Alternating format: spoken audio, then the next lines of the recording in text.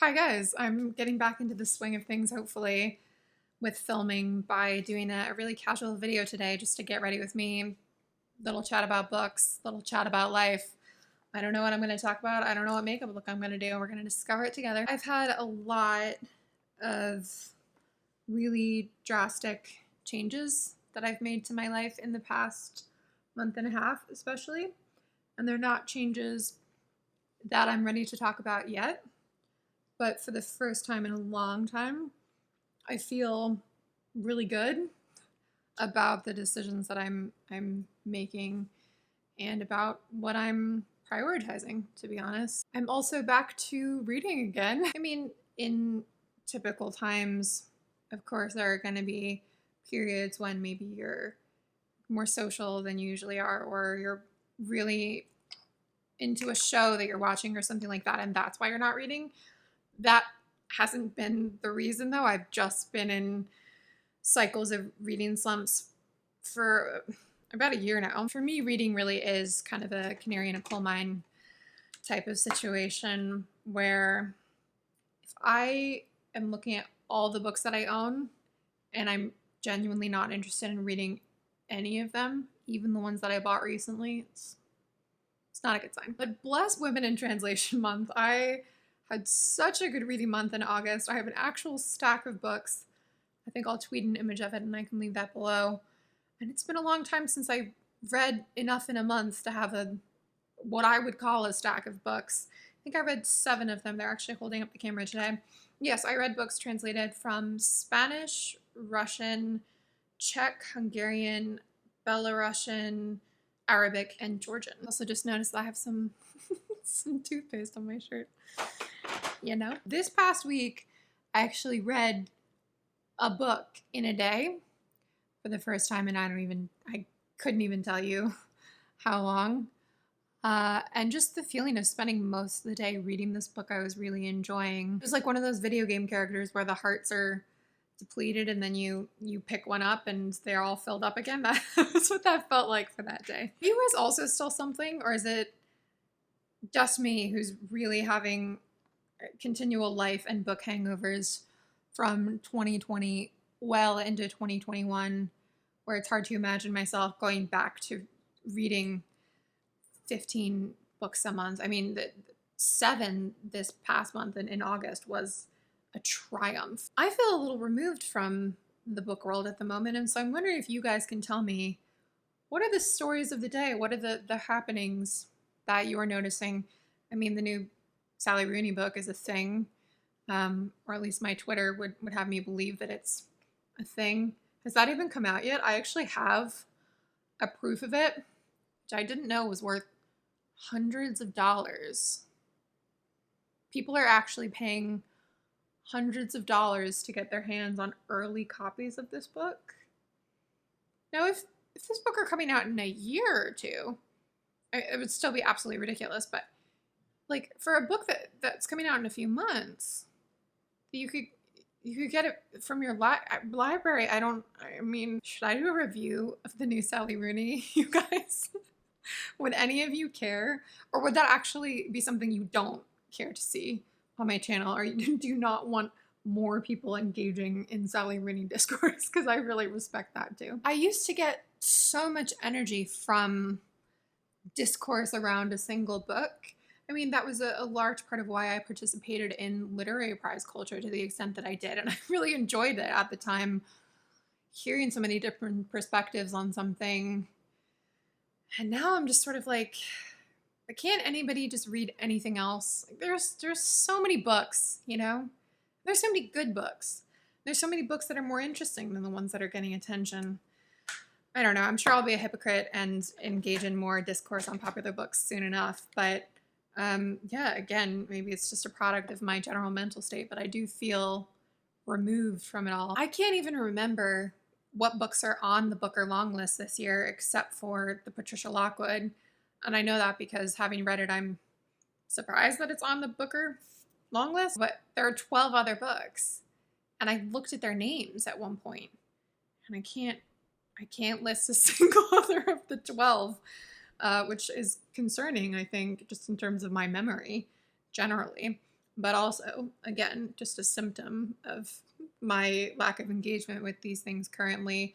Are there any book prizes that you guys are still feeling really engaged with? Like, are you still interested in the Women's Prize, maybe in the International Booker and the National Book Award? I'm just really curious, like, what the temperature of my audience is in terms of awards and those kinds of things. Like, do you still find them useful in terms of finding books? Or are they maybe not so much for recommendations, but you do enjoy the concentrated conversation around particular books at a particular time, you know, which I think is totally legitimate. Again, that's kind of where I was even a few years ago. But, you know, Matthew and I occasionally do long list or short list reactions for prizes. And the last one we did was on the Women's Prize long list this year. And bless him, he did check in with me to see if I wanted to do a Booker one. And I was like, I don't have anything to say. So again, because I'm so out of things currently, can you guys tell me if there are fall releases that you're particularly interested in? And as like an addendum to that question, if there are ones that you think sound like books that I would especially be interested in. In terms of life things that have been happening, there are two from the past 2 weeks that have been really intense that I guess I can mention. One is that I was actually the victim of a bank account scam about 2 weeks ago now. And, you know, for personal reasons, I'm not going to get into too many details about that, but it was really scary and also very interesting to think about, because basically what happened is that I got a text that looked like a typical text from my bank alerting me to potential fraud, and then a red flag that I didn't take as such. Once I confirmed that that purchase would have been fraud, they said, okay, a representative will contact you shortly. And so I got out my card and I checked that the number that was calling me was the number on the back of my bank card, and it was.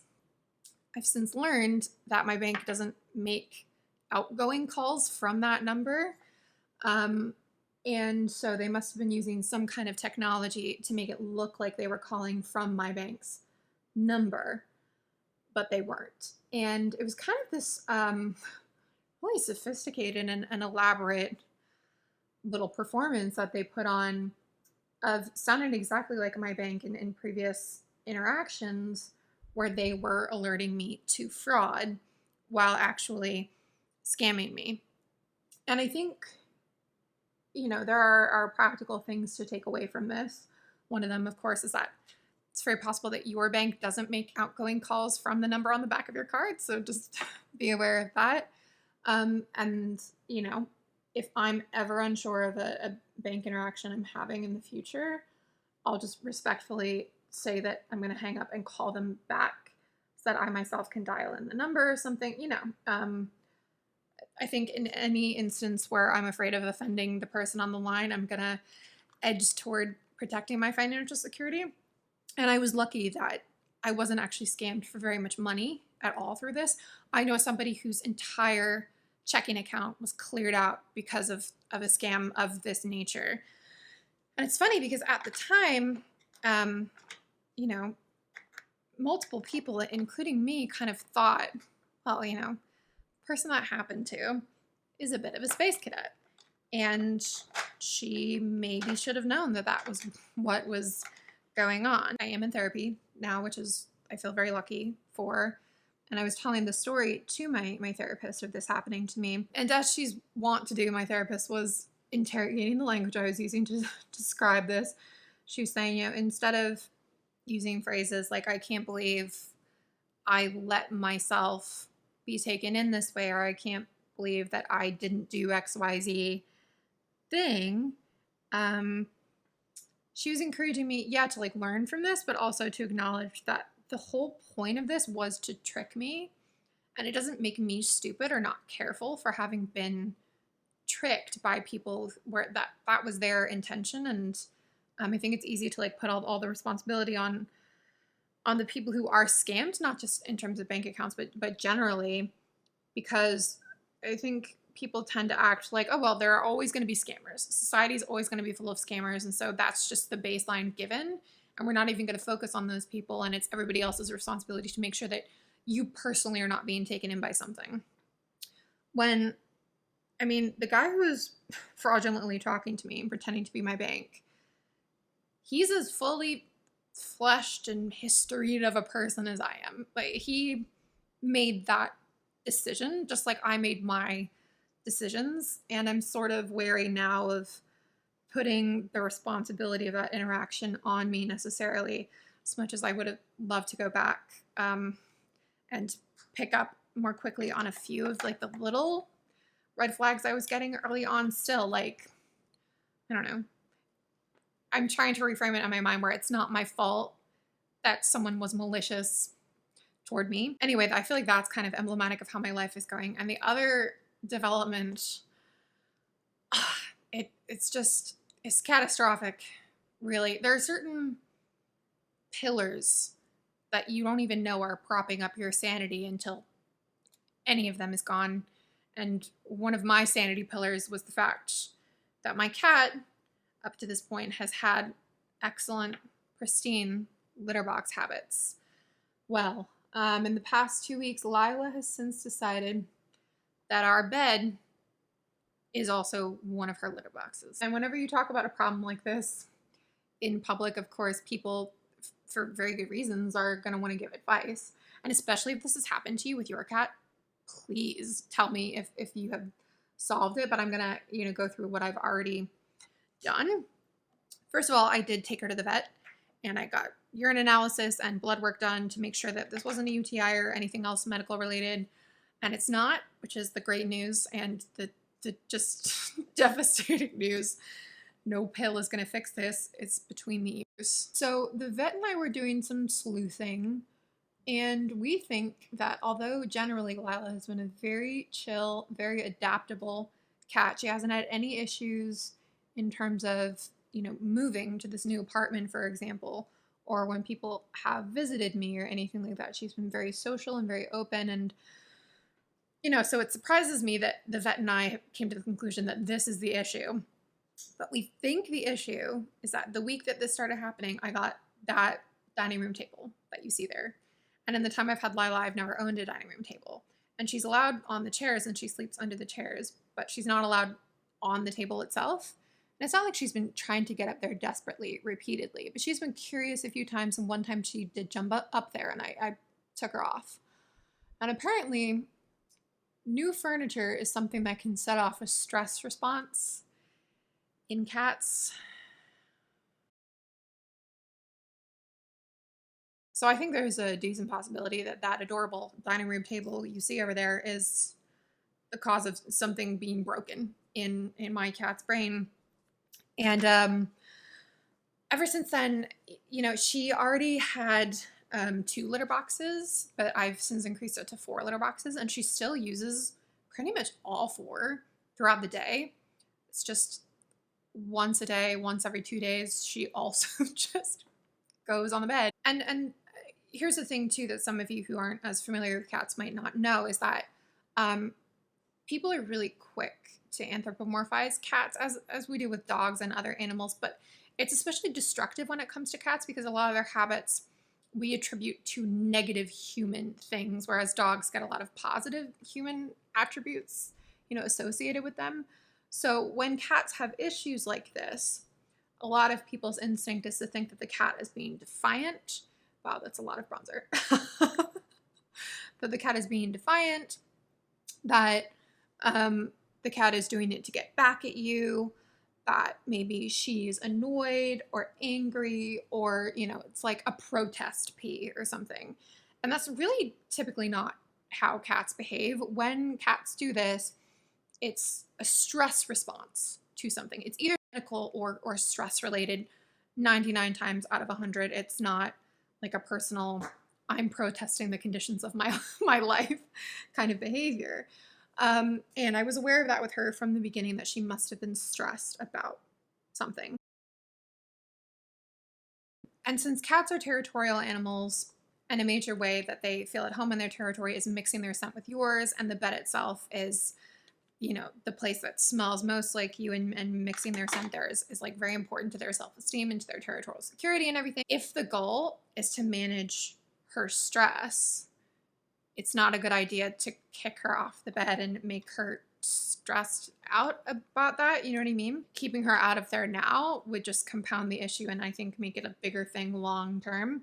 So she has to be allowed on the bed. Basically, what I've done in addition to the new litter boxes, I bought unscented litter because her litter is scented. But again, she likes using all of her litter boxes. So I don't think that that is the issue necessarily. I think it's a like particular stress response when she feels the need.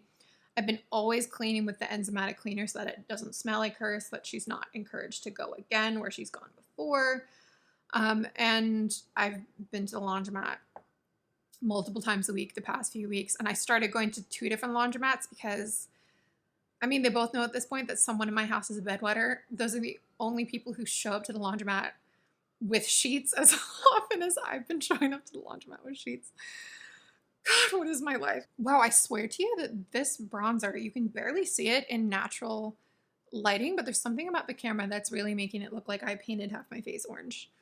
Unfortunate. I got one of those waterproof zipper mattress protectors, which has been a lifesaver since all of this started. And since the accidents have kept occurring, there was a period where for 4.5 days she didn't have an accident. I thought we were in the clear, and we are not in the clear.